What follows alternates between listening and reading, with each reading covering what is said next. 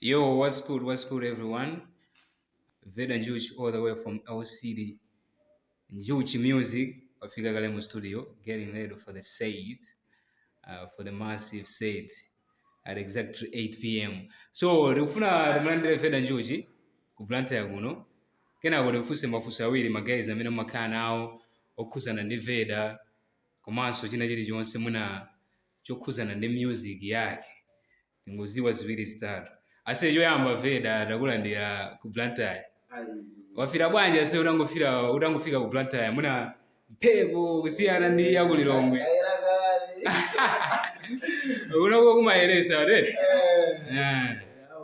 Ase ndakufira kwambiri. Magayizi ena ake amaphwekesa kapena ena amakayikira kuti komano Veda lero apita kumakosana for the freestyle. Ndeno apata kufira kwambiri kuti wafika and magayizi ndi ulayembekezere zinthu za nyara kwambiri. So big shout out to you poonetsetsa kuti ufike ku Blantyre for the freestyle imene idachitike 8 koloko.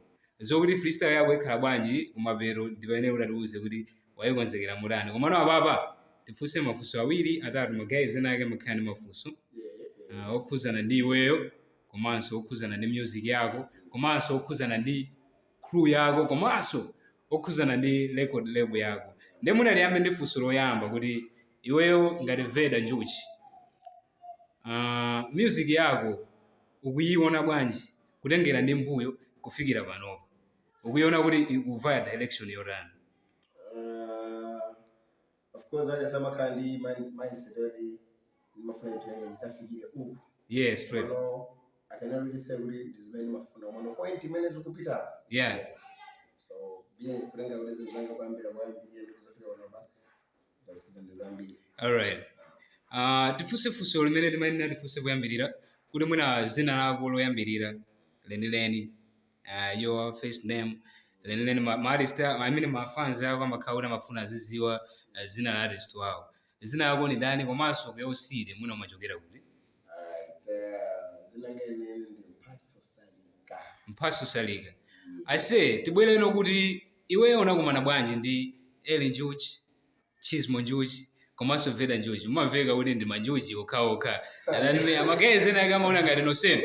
Ndi woyamba wachiwiri wachitatu nonse pambano na Njuchi. So tibwere kuti guys inuyo munakumana motani and iweyo unapezeka bwanji mu Njuchi? Okay, amanda ndibakisawule tikumane kwambiri anali Jagali Woods. Jagali Woods. Yeah. All right. Jagali. All right. Anamba ara zakala zina I think I need to recruit the new generation music. Anaza una ineo abanaza da fanga bwera. Ndi panga this series da panga feed artists I should see the brightness and then kulibanga shape and then amena amazalenga no chismo pana amazalenga so. Mwachidule iwe ndo yamba amene anayamba kukupanga sign. So what's the relationship between Adamino ndi Silver House? Before the verses mene bafua mamveka Silver House ndi abaso wachula munthu odabwisa kuti muna magayizi amwenzi kwambiri. Kapena ndi zina lina limene ni wachu. All right. So what's the relationship? Jagali ndi Silver House okenda ntoli anakumana kai. Akala komero hama jazz. Anakumanda? All right, yeah, Sylvania, yeah, sure. So they've been doing music in Minas first, so he did my baby. Yeah. They know how the industry works. Yeah. So buying these Silver Houses now coming already. Sinanga na banga direct to Silver House. Yeah, sure. Yeah. So that's why we started being like connected. We started being connected. And then as you know, yeah. Okay. So, we just want to get something very clear. Maga Bogudi Silver House. It was a record label, Kabena still the record label. Yoma Munali no Anjuji. Juji in the Silver House. Ubale wa no survive before the verses many. Okay. Juji music in the crew. The Gulula in New York. No family and Juji music. This is Juji music. What is Silver House in the record? Yeah. Okay. Ku Silver House ndi record label. Cha manager. Njuji ndingati gulu la enuyo. Njuji mchamwali stambi mbili watu we are signed different records. Okay, nderi faso divesisi uri. Muntu utokhawa munjuji kwa moto osakhala wa osakhala muna in connection ndi Silver House. Yeah. So munjuji muli anthu angati kapena chifukwa mumamveka kwambiri ndi anthu atatu ndi anthu amadabwa aswera amazabwera aso ndi memory Njuchi kodi amene sakubwera pasi ndi awo alifale vesisi kuti Njuchi muli anthu angati magezi amafunsa kwambiri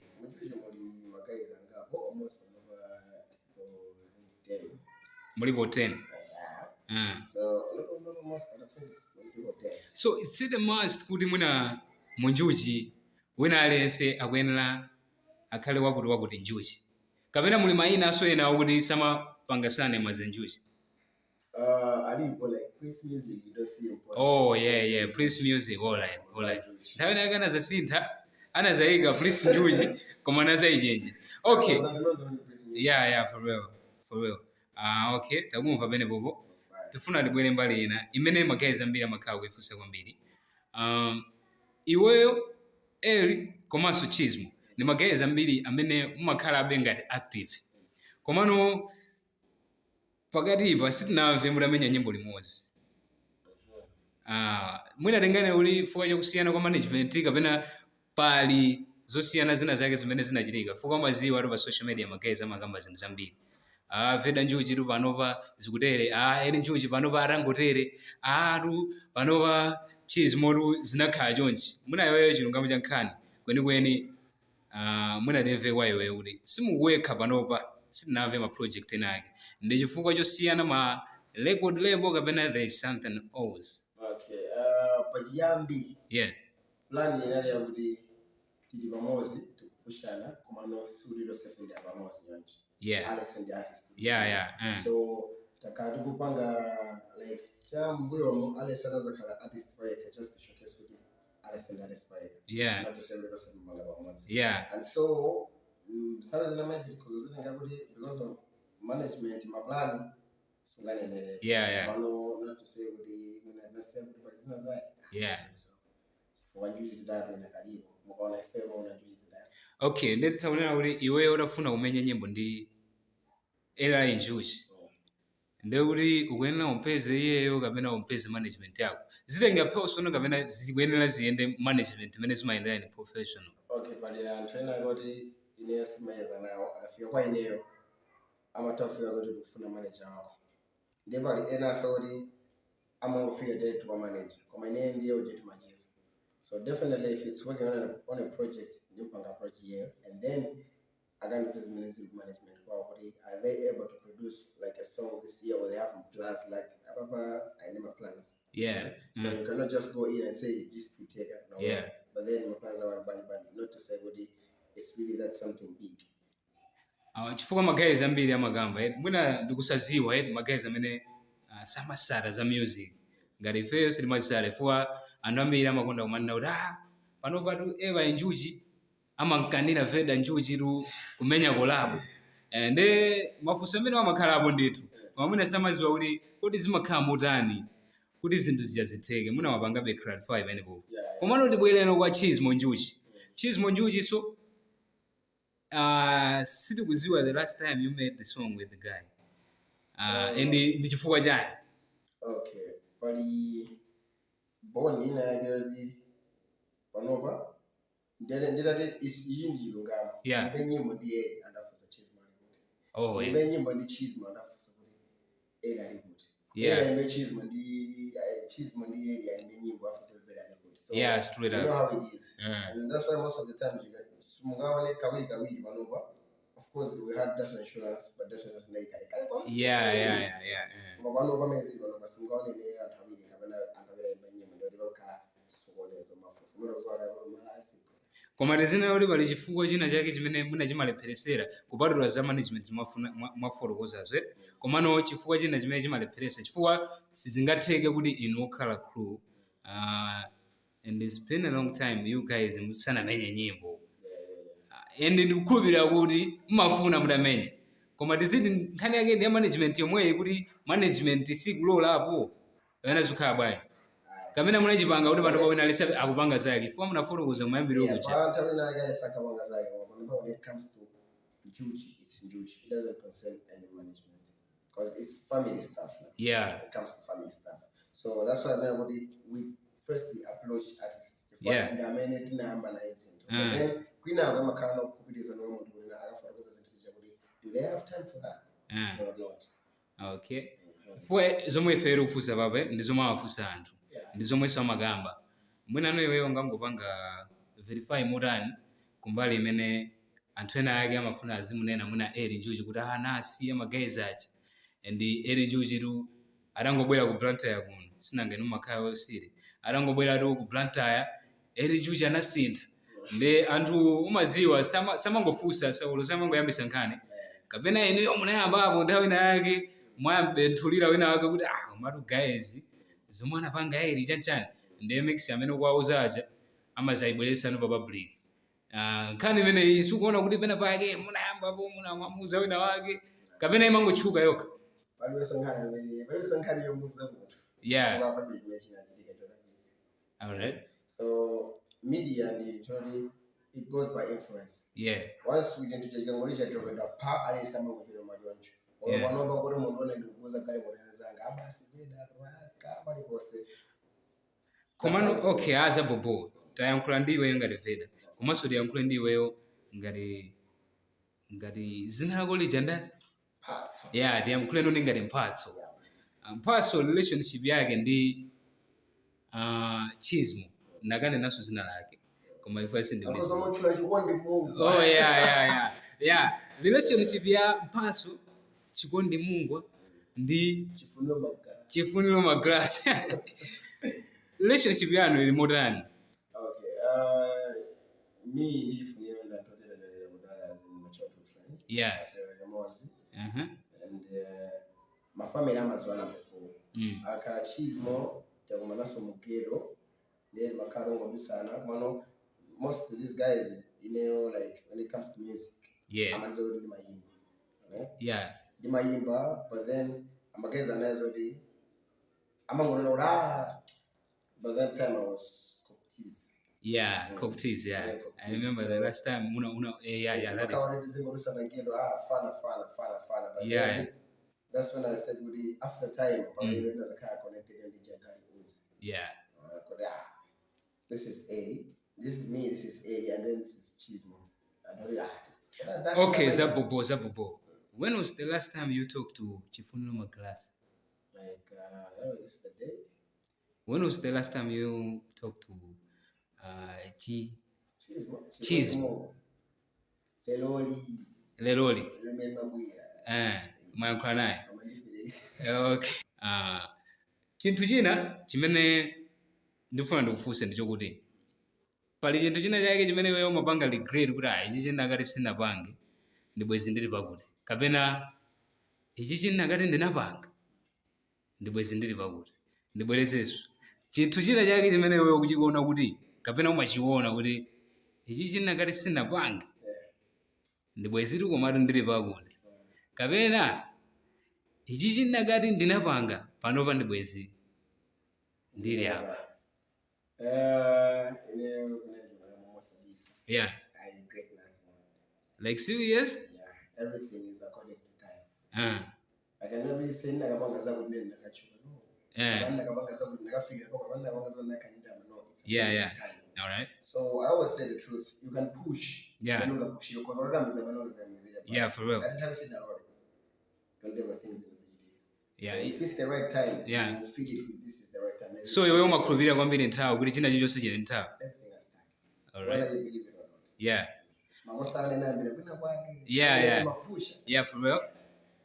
But then atawa ukangala unaziona apo tayikire umboni ase ndifunse funso lomaliza kena kuno tikonzeke tizikonzekera kuno bwino freestyle yathu and waenda babasi ka sikuti waenda bado wadopa wena uri uvumeso funso lomaliza what was your saddest moment or what was your happiest moment, the saddest and the happiest moment in your life, in music or the other way around? It's fine.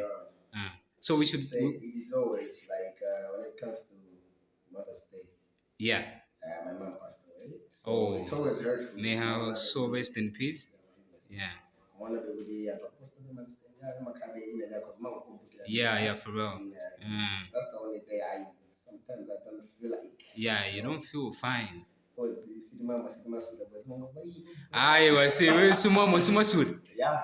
ase zimene zozoru magayi sangakhulupirire and palena yakonso unawuza pomwe na iweyo and sanakukhulupirire. Yeah, then ufuna ndifunse chifukwa chani iweyo umaona kuti ukawuza anthu samakukhulupirire.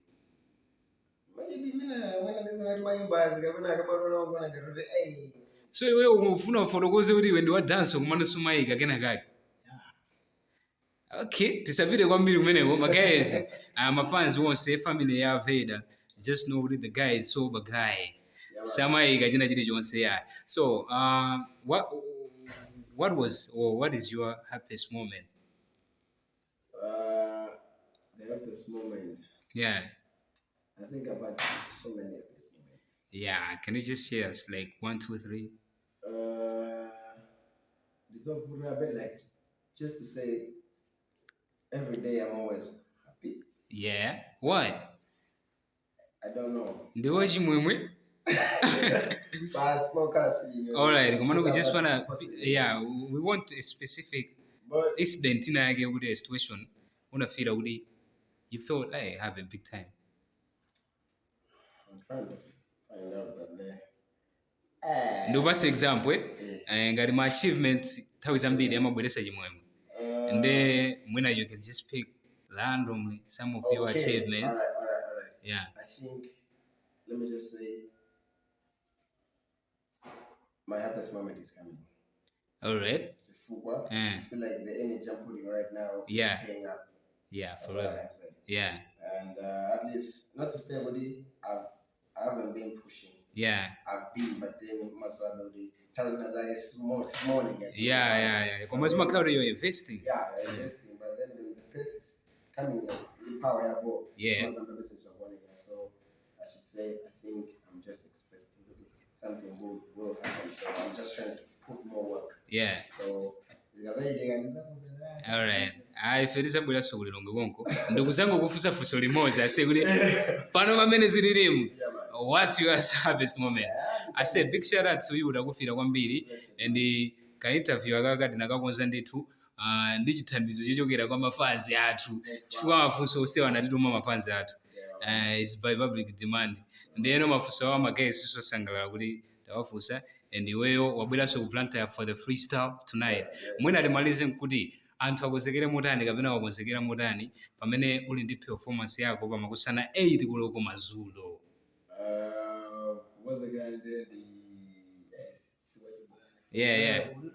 Yeah, uzafika Blantyre unoga say it's big time.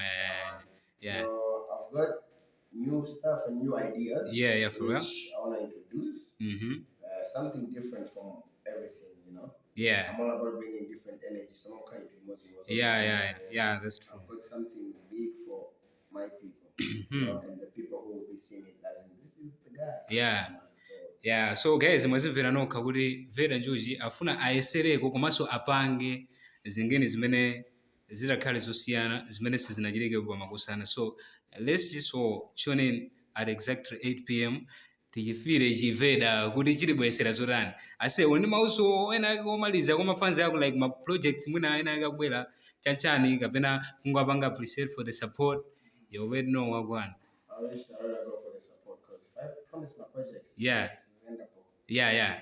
Come on for the I should just say I'm grateful. Yeah, for the support. For the support, it's really since you're pregnant, my guys, everybody should just look into you and say, we are. Yeah, big time. So, big up, guys. Ifeso da ufira kwambiri Vader. Uma bwana. Yeah.